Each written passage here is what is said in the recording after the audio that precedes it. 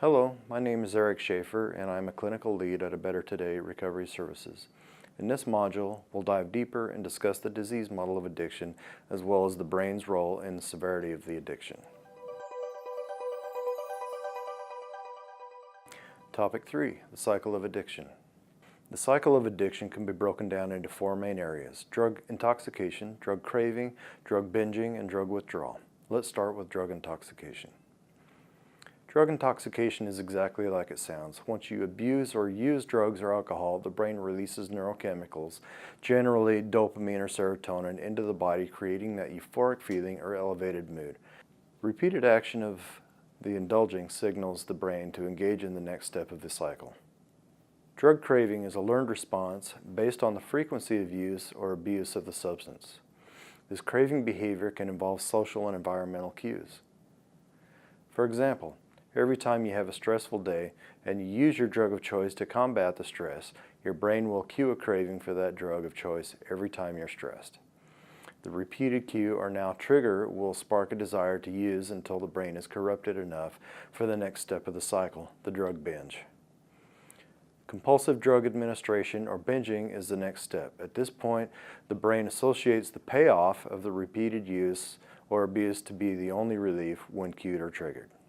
In this part of the cycle, instead of your brain saying, "Hey, you've had a bad day, you should take a little bit of your drug of choice," it now says, "Hey, you know today's going to be stressful, you should just do nothing but your drug of choice and avoid any and all stress altogether." So instead of drinking after a stressful day, you begin to drink early in the day or maybe all during the day.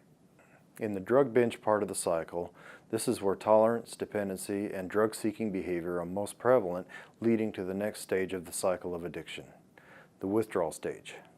Drug withdrawal results when a disruption of the drug abuse or overindulgence causes negative reactions to the body. Because your brain or body has developed a dependency for the substance, there's a physical and mental withdrawal until a drug is reintroduced into the system. However, once the brain has been affected and changed by an addiction, our abilities to make sound and healthy choices becomes impaired. This impairment is not often noticed by ourselves, but by people around us. As humans, we enjoy our freedoms and the right to choose how we want to conduct our lives. As addiction progresses, willpower is no longer enough, and the most defining symptom is the loss of control over their choice to use.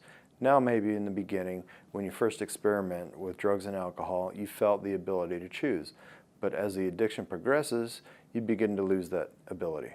There are many types of addictions. Many involve substances such as alcohol, illegal drugs, prescription drugs, and nicotine.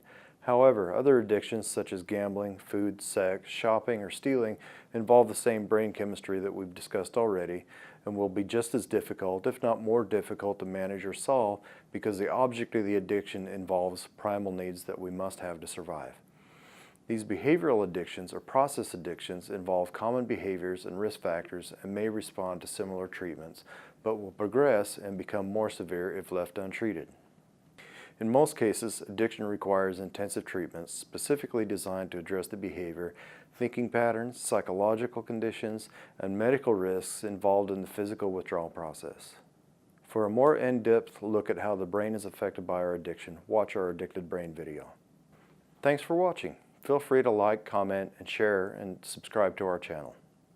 If you or a loved one is struggling with substance abuse, reach out today. Stay tuned for more videos.